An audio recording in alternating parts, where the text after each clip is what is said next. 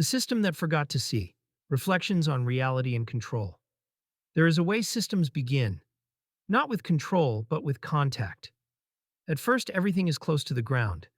The people making decisions are near the consequences. When something breaks, it is felt quickly. When something works, it is seen clearly. Reality moves fast. And so the system learns. Then something changes. Not suddenly, never suddenly. The system succeeds, and success creates distance. Layers form, roles specialize. Information begins to travel, not directly, but through hands, through voices, through interpretation. At first, this is efficiency, but slowly it becomes something else. A message starts at the bottom. It is raw, uncomfortable, true. But as it moves upward, it is adjusted. Not out of deception, but out of care. To make it clearer, to make it appropriate, to make it safe. By the time it reaches the top, it is no longer the same message. It is refined. And so the first shift happens. The system stops seeing reality directly. It begins seeing a version of reality. At the same time, something quieter unfolds. People begin to notice what is rewarded.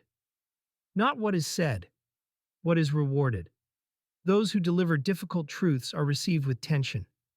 Those who deliver smooth narratives are received with ease. No rule is written. No policy is announced. But everyone understands. And so the second shift happens. The system stops rewarding truth. It begins rewarding what preserves itself. From here, behavior follows. The people inside the system are not foolish. They adapt. They learn how to speak without risk, how to act without exposure, how to align without standing out. Not because they lack integrity, but because they understand the game being played. And so the third shift happens. People stop acting on reality. They begin acting on incentives. Now something even deeper takes hold. A story emerges, not a lie. A coherent version of events that explains everything in a way that fits. The system is stable. The strategy is working. The challenges are manageable. And the more the story is repeated, the more it becomes real. Not in the world, but inside the system. And so the fourth shift happens. The system stops updating its story. It begins defending it. Outside, reality continues. It does not soften itself. It does not adjust its language. It does not wait for alignment. Problems accumulate. Signals intensify. Pressure builds. But inside, the rhythm holds. Because the signals that would trigger change are the very signals that no longer arrive intact. And this is the quietest point of danger. The system is most confident when it is most disconnected. Then comes the moment that always comes. Not because something new happens, but because everything that has been building can no longer be contained. The correction arrives. Sudden, obvious, inevitable in hindsight. And those inside the system ask the same question. How did we not see this? But the answer is simple. They did not fail to see. They built a system where seeing became difficult. And this is the pattern that remains. It is not about one company, or one institution, or one leader. It is about a structure that can form anywhere, where information is softened, where incentives drift, where behavior adapts, where stories stabilize, and where reality waits, patiently, until it no longer has to. Because every system lives inside a single question. Does reality still have a clear path to the people making decisions? And if the answer becomes no, then the ending has already begun. There is another way to understand a system, not by looking at what it says, but by watching what it reveals, if you know where to look. Imagine standing in front of a simple panel, 5 lights. They do not explain. They do not persuade. They only signal. The first light is information. It asks only this: what is actually reaching you? If the light is clear, you hear things early. You hear what is broken before it spreads. You hear what is uncomfortable before it becomes unavoidable. If the light dims, the words change.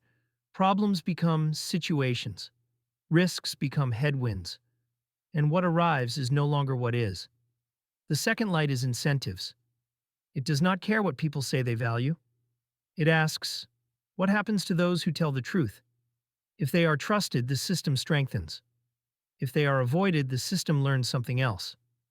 And once learned, it does not forget. The third light is behavior. It watches quietly. How do the most capable people act? Do they move directly, or do they move carefully? Do they solve problems, or do they manage perception? This light never lies, because behavior is always honest about what the system demands. The fourth light is narrative. It listens for the story. Is the story changing as reality changes? Or is it holding its shape, even as contradictions grow? A rigid story is comforting, but comfort in systems is often a warning. The fifth light is reality. It is the only one that cannot be controlled. It asks, are corrections happening early or all at once? If the system is healthy, adjustments are small and frequent. If not, they are delayed until they are no longer small. Most people look at systems and see outcomes, but outcomes are the last thing to change. The lights change first, quietly, gradually, almost invisibly. And so the dashboard exists for one reason, not to predict, but to interrupt illusion. Because if you are willing to look, you will see the dimming. You will see the distortion. You will see the moment when the system begins to prefer comfort over clarity. And then a decision appears. Not a dramatic one, a quiet one. Do you adjust with the system? Or do you adjust to reality? Because the dashboard does not fix anything. It only reveals this: whether you are still in contact with what is real, or whether you have begun to live inside a version of it. And in the end, that is always the only decision that matters.